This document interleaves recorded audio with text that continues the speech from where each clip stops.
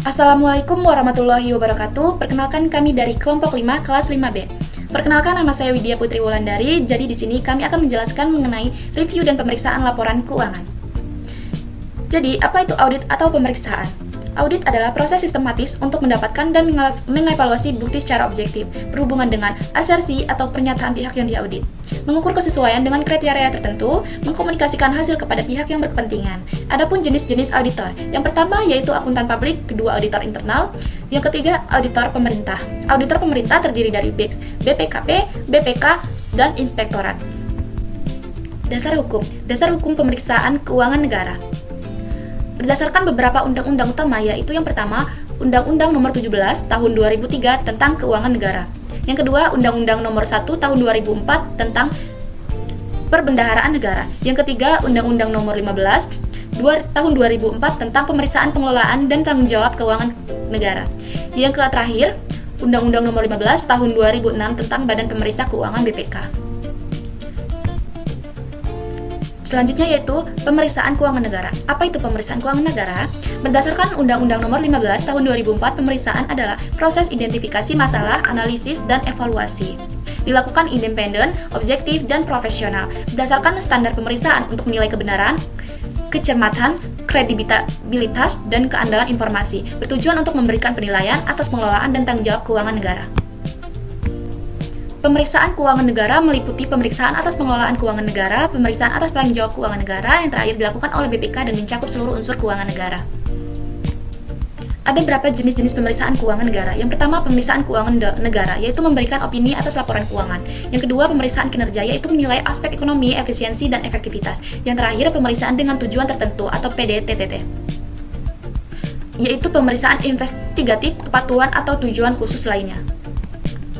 Adapun perbedaan pemeriksaan keuangan, kinerja, dan PDTT. Yang pertama, tujuan. Tujuan meliputi keuangan, yaitu memberi opini atas kewajaran laporan keuangan.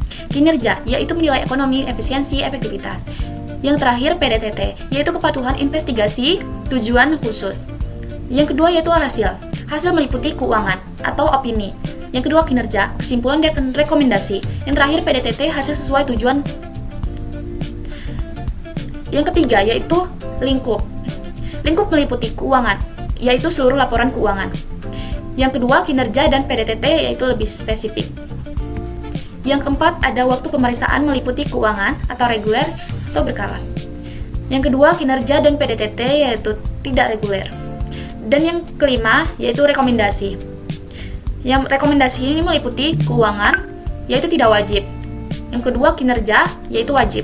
Dan yang terakhir, PDTT, yaitu tidak wajib.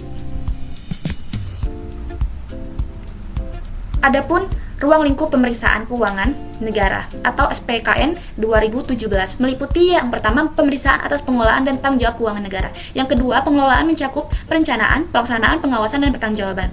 Yang ketiga, tanggung jawab, kewajiban mengelola keuangan sesuai tata kelola yang baik.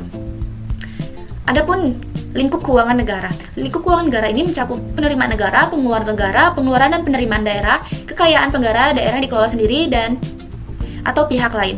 Kekayaan lain yang dikuasai pemerintah. Dan yang terakhir, kekayaan pihak ketiga yang dikelola menggunakan fasilitas negara.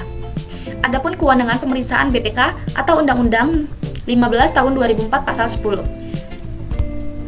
BPK berwenang untuk meminta dokumen dari pejabat terkait, mengakses semua data, aset, lokasi dokumen, melakukan melakukan penyegelan tempat penyimpanan uang dan barang, memanggil dan meminta keterangan, dan melakukan pemotretan, perekaman, dan pengambilan sampel. Yang terakhir, ada perbedaan pemeriksaan sektor publik dan private. Jadi perbedaan pemeriksaan sektor publik dan private dilakukan oleh KAP, yaitu akuntan publik. Objek, yaitu perusahaan wisata standar SPAP, audit sektor publik PKN dilakukan oleh BPK atau BKP. Objeknya yaitu instansi pemerintah, BUMN, BUMD, lembaga publik, standar atau SPKN. Natasha Audia Mahisa dengan NPM 237555008. Di sini saya akan melanjutkan tentang review. Yang pertama, tujuan review. Tujuan review laporan keuangan adalah untuk memberikan keyakinan terbatas bahwa laporan keuangan telah disusun berdasarkan SPI yang memadai dan disajikan sesuai dengan standar akuntansi pemerintahan. Oleh karena itu, review tidak mencakup suatu pengujian atas validitas, substansi, bukti atau dokumen, sumber seperti perjanjian kontrak, pengadaan barang atau jasa, bukti pembayaran atau kwitansi, serta berita acara fisik atau pengadaan barang atau jasa, dan prosedur lainnya yang biasanya dilaksanakan dalam sebuah pemeriksaan. Yang kedua, perbedaan review dan pemeriksaan. Berbeda dengan pemeriksaan, review tidak mencakup pengujian terhadap SPI, catatan akuntansi, dan pengujian atas respon terhadap permintaan keterangan melalui perolehan bukti serta prosedur lainnya, seperti yang dilaksanakan dalam suatu pemeriksaan. Sebagai contoh, dalam hal pengadaan barang modal yang nilainya material, proses review hanya meyakinkan bahwa pengadaan barang telah dicatat dalam aset tetap, sedang dalam pemeriksaan harus dilakukan pengujian bahwa prosedur pengadaan barang tersebut telah dilakukan sesuai dengan ketentuan yang berlaku. Yang kedua, perbedaan review dan pemeriksaan. Lanjutannya, hal lain yang membedakan review dengan pemeriksaan adalah pelaksanaan aktivitas. Review dilakukan secara internal, dalam hal ini oleh auditor pada aparat pengawasan intern pemerintah atau APIP, sedangkan pemeriksaan dilakukan oleh auditor eksternal, yaitu pemeriksa pada Badan Pemeriksa Keuangan Republik Indonesia.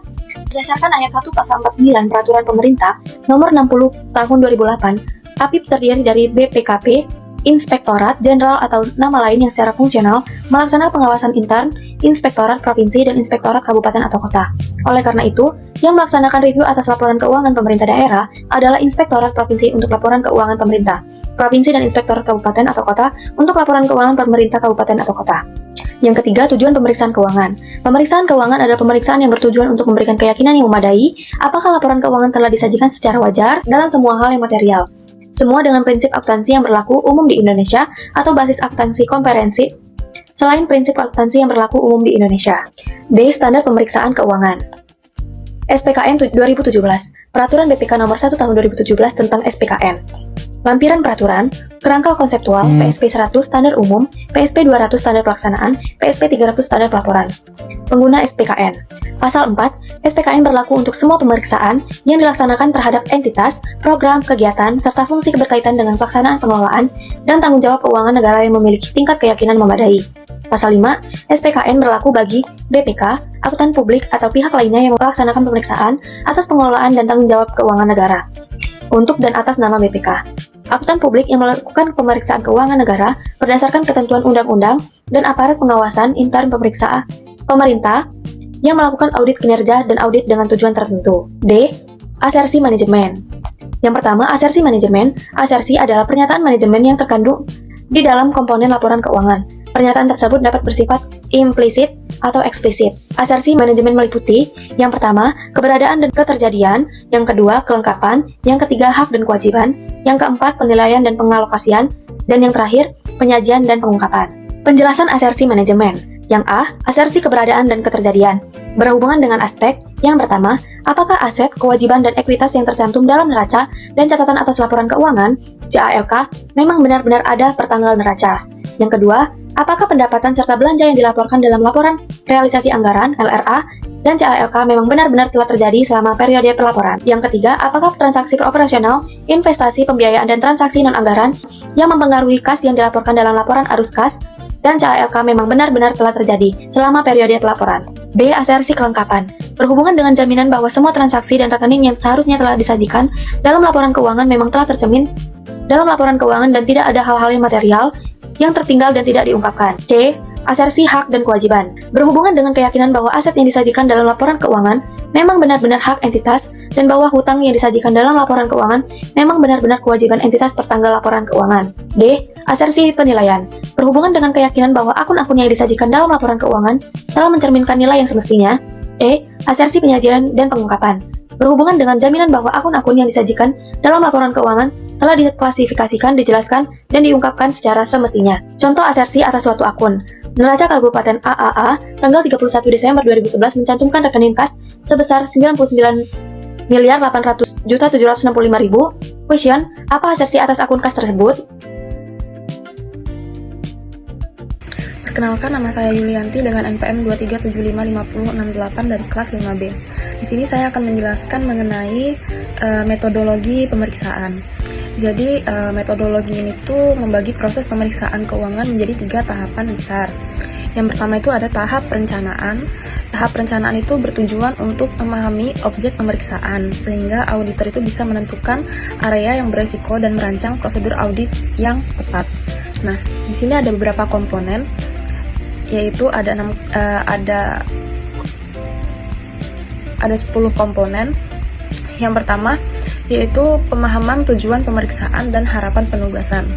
Jadi auditor itu memahami tujuan audit, ruang lingkup dasar hukum, serta ekspektasi pihak pemberi tugas. Kemudian yang kedua, ada pemahaman entitas dan proses bisnis, yaitu auditor mempelajari bagaimana entitas bekerja, seperti struktur organisasi, proses operasional, jenis transaksi, sumber pendanaan, dan sistem pelaporan keuangan.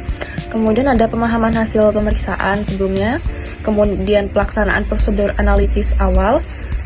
Selanjutnya ada pemahaman atas sistem pengendalian intern, kemudian ada identifikasi dan penilaian risiko awal. Yang ketujuh ada penetapan batas materialitas awal, kemudian yang kedelapan ada penentuan metode uji petik. Yang kesembilan ada pemenuhan kebutuhan pemeriksa, dan yang ke-10 yaitu penyusunan program pemeriksaan. Nah, untuk penentuan metode uji petik itu maksudnya auditor menentukan teknik sampling untuk menguji transaksi. Kemudian yang selanjutnya itu ada tahap pelaksanaan. Nah, tahap ini merupakan inti dari tahap yang dilakukan, yaitu melakukan pengujian untuk mendapatkan bukti pemeriksaan. Yang pertama ada pelaksanaan pengujian pengendalian intern, kemudian penyesuaian tingkat resiko dan materialitas, kemudian ada penyesuaian prosedur pengujian, yang keempat ada pelaksanaan pengujian substantif, kemudian yang kelima ada evaluasi pelaksanaan pengujian substantif, kemudian yang keenam ada pelaksanaan prosedur tambahan, ketujuh penyusunan dan penyampaian temuan periksaan dan jurnal penyesuaian, kedelapan ada perolehan surat representasi, kemudian ada pelaksanaan prosedur analitis akhir, dan yang terakhir ada penilaian risiko dan materialitas akhir. Kemudian selanjutnya yaitu ada tahap laporan. Tahap ini merupakan tahap akhir ya, berupa penyusunan laporan hasil pemeriksaan atau LHP. Yang pertama yaitu ada penyusunan dan pembahasan KHP atau konsep hasil pemeriksaan, dan yang kedua yaitu ada penyusunan konsep akhir dan penyampaian LHP. Kemudian selanjutnya yaitu ada tahapan pemeriksaan. Yang pertama ada perencanaan pemeriksaan, yaitu di sini ada pemahaman tujuan pemeriksaan dan harapan penugasan, di mana dilakukan untuk mengetahui hasil akhir dan sasaran pemeriksaan yang diharapkan pemberi tugas. Kemudian ada pemahaman entitas dan proses bisnis, yang dimana bertujuan untuk mendapatkan pemahaman yang mendalam dan memadai mengenai proses kerja secara umum dan risiko terkait dari tiap proses kerja spesifik entitas. Kemudian ada pemahaman hasil pemeriksaan sebelumnya, pelaksanaan prosedur analitis awal, dan pemahaman atas SPI. SPI ini merupakan singkatan dari sistem pengendalian intern. Nah, SPI ini terdiri dari kebijakan, struktur, prosedur, proses, tugas, dan faktor-faktor lainnya yang membantu entitas untuk merespon dengan tepat resiko ketidakpatuhan tersebut. Kemudian ada komponen SPI seperti yang pertama lingkungan pengendalian, yang kedua proses penilaian resiko entitas, ketiga aktivitas pengendalian, dan kemudian yang keempat ada sistem informasi dan komunikasi, serta yang kelima yaitu pemantauan yang relevan dengan pemeriksaan. Nah, kemudian di sini ada identifikasi dan penilaian risiko awal yang bertujuan untuk melakukan pengkajian atas penilaian risiko-risiko pemeriksaan. Kemudian ada penetapan batas materialitas awal, kemudian ada penentuan metode uji petik. Selanjutnya yaitu ada strategi dan rencana pemeriksaan. Strategi pemeriksaan atau audit strategi itu berisi hal-hal yang akan dilakukan selama pemeriksaan, dan rencana pemeriksaan atau audit plan. Planning tersebut merumuskan bagaimana cara melakukan pemeriksaan. Untuk strategi dan rencananya itu didokumentasikan secara tertulis dan diperbarui sepanjang proses pemeriksaan. Kemudian ada pelaksanaan pemeriksaan, di mana sudah disebutkan per poin sebelumnya, dari mulai pelaksanaan pengujian pengendalian intern sampai dengan perolehan surat representasi, pelaksanaan prosedur analitis akhir, penilaian risiko dan materialitas akhir. Kemudian di sini ada pemerolehan dan analisis bukti. Nah, bukti pemeriksaan merupakan informasi yang digunakan oleh pemeriksa dalam menentukan kesesuaian hal pokok dengan kriteria pemeriksaan. Proses pengumpulan buktinya itu dilakukan sampai pemeriksa yakin bahwa bukti telah cukup dan tepat untuk mendukung kesimpulan. Kemudian ada bukti pemeriksaan, merupakan informasi yang dimana memiliki kecukupan bukti, ketepatan bukti. Dari kecukupan bukti itu dinilai dari ukuran kuantitas, kemudian ketepatan bukti itu dari ukuran kualitas, sebagaimana relevan, valid, dan andalnya. Kemudian selanjutnya yaitu ada bukti pemeriksaan. itu yang terkandung di dalamnya itu bukti harus cukup dan tepat. Cukup maksudnya itu ukuran kuantitas bukti pemeriksaan yang dipengaruhi oleh penilaian pemeriksa atas risiko pemeriksaan dan kuantitas bukti pemeriksaan. Kemudian yang dimaksud dengan tepat yaitu bukti pemeriksaan merupakan ukuran kualitas yang relevan, valid, dan andal untuk mendukung hasil pemeriksaan. Nah, untuk materi selanjutnya akan dijelaskan oleh teman saya. Perkenalkan, nama saya Komang Putri, NPM 2375552 dari kelas 5B. Di sini saya akan menjelaskan tentang bukti pemeriksaan 2. Nah, bukti pemeriksaan itu adalah informasi yang digunakan auditor untuk mendukung kesimpulan pemeriksaan. Bentuk bukti dapat berupa catatan transaksi fisik maupun elektronik, komunikasi tertulis atau elektronik dari pihak luar, hasil observasi pemeriksaan di lapangan, dan keterangan lisan atau tertulis dari entitas yang diperiksa. Nah, metode untuk memperoleh bukti termasuk pertama yaitu inspeksi dan observasi, kemudian yang kedua permintaan keterangan dan konfirmasi, yang ketiga rekalkulasi dan prosedur analitis. Nah, jika terdapat kendala teknis atau biaya tinggi dalam memperoleh bukti, auditor dapat menggunakan metode alternatif selama tetap mampu memberikan bukti yang cukup, kompeten, dan relevan. Nah, metode pengumpulan bukti meliputi pengamatan, inspeksi, permintaan keterangan, konfirmasi, eksternal,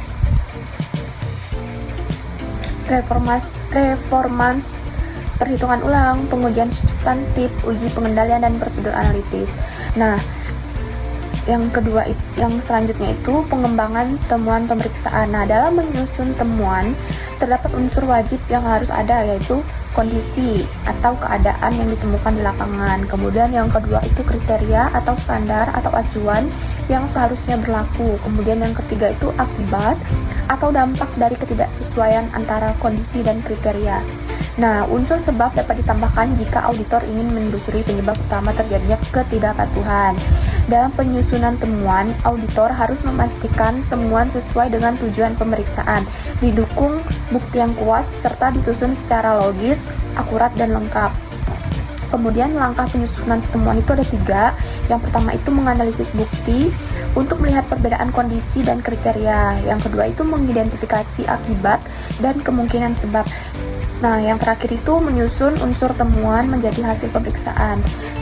Lanjut, perolehan tanggapan atas temuan. Nah, proses ini bertujuan untuk mendapatkan respon dari entitas yang diperiksa. Tahapannya itu meliputi pertama penyusunan konsep temuan, yang kedua menyampaikan temuan pada entitas, yang ketiga mendapatkan komentar atau tanggapan resmi, yang kelima menghasilkan himpunan temuan pemeriksaan lengkap. Nah, selanjutnya itu ada pelaporan pemeriksaan atau LHP. Nah, LHP atau laporan hasil pemeriksaan adalah dokumen resmi yang menjadi bukti bahwa penugasan pemeriksaan telah selesai. Nah, tujuan dari penyusunan LHP itu, yang pertama itu untuk menyampaikan seluruh hasil pemeriksaan secara tertulis, kemudian menjadikan laporan final setelah mendapatkan tanggapan dari entitas. Nah, adapun fungsinya yaitu yang pertama itu untuk menyampaikan hasil pemeriksaan dengan jelas, menghindari kesalahpahaman, menjadi dasar perbaikan bagi pihak terkait, memudahkan proses tidak lanjut. Nah, langkah akhir dari pelaporan ini yaitu menyusun laporan LHP dan tidak lanjut pemeriksaan oleh pihak yang berwenang. Nah, selanjutnya itu ada prinsip laporan yang baik. Nah, prinsip laporan yang baik itu tepat waktu, lengkap, akurat, objektif, meyakinkan, jelas, dan ringkas. Nah, selanjutnya itu ada pelaporan hasil pemeriksaan keuangan. Nah, LHP itu berisi opini laporan keuangan. Yang pertama itu lembar opin, yang kedua gambaran umum, yang ketiga laporan keuangan audit. Nah, laporan LHP SPI atau kepatuhan, yang pertama itu resum LHP, yang kedua temuan-temuan SPI dan kepatuhan, yang ketiga ikhtisar pemantauan TLHP sebelumnya. Nah, kemudian yang terakhir itu laporan lain sesuai dengan harapan penugasan. Yang pertama itu contoh LHR transparansi fiskal, yang kedua itu LHR kemandirian fiskal, yang ketiga itu pelaporan terkait aspek kinerja tertentu. Nah, yang terakhir LHP pemeriksaan keuangan. Nah, LHP pemeriksaan keuangan itu ada 3. Yang pertama, hasil pemeriksaan yang memuat opini BPK atas kewajaran laporan keuangan entitas. Yang kedua, gambaran umum pemeriksaan. Kemudian yang ketiga itu ada laporan keuangan entitas yang telah diperiksa. Nah, laporan keuangan entitas yang telah diperiksa ini ada 2 bagian. Yang pertama itu surat pernyataan tanggung jawab yang ditandatangani oleh pimpinan entitas disertai dengan tempat dan tanggal. Kemudian yang kedua itu pada bagian akhir masing-masing komponen LK audit harus ditandatangani oleh pimpinan entitas. Baik, sekian materi yang dapat saya jelaskan. Selanjutnya akan dilanjutkan oleh rekan saya. Selanjutnya, opini atas kewajaran laporan keuangan. Yang pertama itu ada wajar tanpa pengecualian, yang kedua ada wajar dengan pengecualian, yang ketiga tidak wajar, dan yang terakhir ada pernyataan menolak memberi pendapat. Nah, yang pertama ada wajar tanpa pengecualian. Nah, seorang pemeriksa akan memberikan opini ini apabila yang pertama bukti pemeriksaan yang cukup memadai telah terkumpul dan pemeriksa telah melaksanakan penugasan sedemikian rupa sehingga mampu menyimpulkan bahwa ketiga standar pekerjaan lapangan telah dipatuhi. Terus juga semua aspek dari standar umum SPKN telah dipatuhi dalam penugasan pemeriksaan. Yang ketiga, seluruh laporan keuangan, baik neraca, laporan realisasi anggaran, laporan arus kas, LP SAR, dan laporan perubahan ekuitas serta catatan atas laporan keuangan telah lengkap disajikan. Yang kedua, wajar tanpa pengecualian. Nah, untuk wajar tanpa pengecualian dapat diberikan opini apabila laporan keuangan yang disajikan telah sesuai dengan SAP. Hal ini juga berarti bahwa pengungkapan informatif yang cukup telah tercantum dalam catatan atas laporan keuangan serta bagian-bagian lainnya dari laporan keuangan tersebut. Yang ketiga, itu ada wajar dengan pengecualian. Nah, seorang pemeriksa akan memberikan opini ini apabila adanya penyimpangan dari prinsip akuntansi ataupun salah saji, bukti pemeriksaan yang cukup memadai menyimpulkan bahwa salah saji yang terjadi baik adalah material, tapi tidak privasif terhadap laporan keuangan. Nah, yang keempat, itu ada tidak wajar. Nah, seorang pemeriksa akan memberikan opini tidak wajar jika pemeriksa setelah memperoleh bukti pemeriksaan yang cukup memadai menyimpulkan bahwa penyimpangan dari prinsip akuntansi atau salah saji tersebut yang ditemukan baik secara individual maupun agregat adalah material atau pervasif pada laporan keuangan. Nah, di sifat pervasif itu berpengaruh secara keseluruhan. Di antaranya dapat dilihat dari kompleksitas, proporsinya, laporan keuangan secara keseluruhan, dan persyaratan pengungkapan yang bersifat fundamental. Nah, yang terakhir itu tidak memberikan pendapat. Seorang pemeriksa akan memberikan opini ini apabila menemukan kondisi pemeriksaan sebagai berikut. Yang pertama itu bahwa laporan keuangan tidak dapat diyakini wajar atau tidak dalam semua hal yang material sesuai dengan SAP. Ketidakyakinan tersebut dapat disebabkan oleh pembatasan lingkup pemeriksaan ataupun terhadap keraguan atas kelangsungan hidup entitas. Alasan yang menyebabkan menolak atau tidak dapat menyatakan pendapat harus diungkap dalam LHP yang memuat opini tersebut. Nah, faktor-faktor yang mempengaruhi opini. Yang pertama itu ada pembatasan lingkup audit atau kecukupan bukti. Nah, dalam keadaan di luar kendali entitas, seperti catatan akuntansi hancur karena adanya kebakaran, catatan akuntansi telah disita oleh aparat pemerintah untuk waktu yang tidak dapat ditentukan, dan juga lain-lain. Terus, keadaan terkait sifat dan waktu penugasan. Juga yang terakhir itu ada pembatasan oleh manajemen. Misalnya, manajemen itu membatasi auditor melaksanakan prosedur peninjauan fisik, konfirmasi kepada pihak ketiga, ataupun pembatasan lainnya.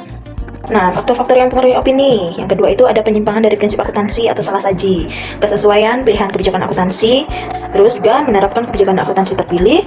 Manajemen tidak secara konsisten menerapkan kebijakan akuntansi, termasuk ketika manajemen tidak konsisten menerapkan kebijakan akuntansi secara konsisten antar periode atau antar transaksi yang sejenis. Juga yang terakhir itu ada kesesuaian atau kecukupan pengungkapan dalam laporan keuangan. Nah, laporan keuangan tidak memasukkan semua hal yang perlu diungkapkan sesuai dengan yang dipersyaratkan dalam SAP tersebut, atau pengungkapan dalam laporan keuangan tidak disajikan secara sesuai dengan SAP, ataupun laporan keuangan tidak mengungkapkan hal-hal yang dipersyaratkan untuk mencapai penyajian yang wajar. Nah, ini dasar penetapan opini. Yang pertama itu ada kesesuaian dengan standar akuntansi pemerintah. Yang kedua ada kecukupan pengungkapan. Yang ketiga ada kepatuhan terhadap peraturan perundang-undangan. Dan yang keempat ada efektivitas sistem pengendalian internal. Di sini hubungan SAP, sistem akuntansi pemerintah, dan juga laporan keuangan pemerintah dengan opini audit itu untuk SAP dengan sistem akuntansi, itu sistem akuntansi dikembangkan itu berdasarkan SAP tersebut. Nah, untuk hubungan antara sistem akuntansi pemerintah dan laporan keuangan pemerintah itu, laporan keuangan pemerintah dihasilkan melalui sistem akuntansi pemerintah tersebut. Nah, untuk laporan keuangan dengan pemerintah dengan audit laporan keuangan itu BPK melakukan audit atas laporan keuangan dan memberikan opini audit. Yang tadi sudah dijelaskan di awal, kriteria pemberian opini laporan keuangan oleh BPK itu diatur di UU 15 tahun 2004. Terus ada komunikasi pemeriksaan. Nah, pemeriksaan dilakukan pada semua tahap pemeriksaan, mulai dari tahap perencanaan sampai dengan tahap laporan. Mengkomunikasikan kriteria pemeriksaan, ketidaksesuaian dengan kriteria, dan juga kesulitan dalam melakukan pemeriksaan. Nah, untuk komunikasi pemeriksaan lanjutan, yaitu mengkomunikasikan hal-hal yang dapat membantu dalam mencapai saling pengertian dalam proses pemeriksaan dan kegiatan pihak yang bertanggung jawab.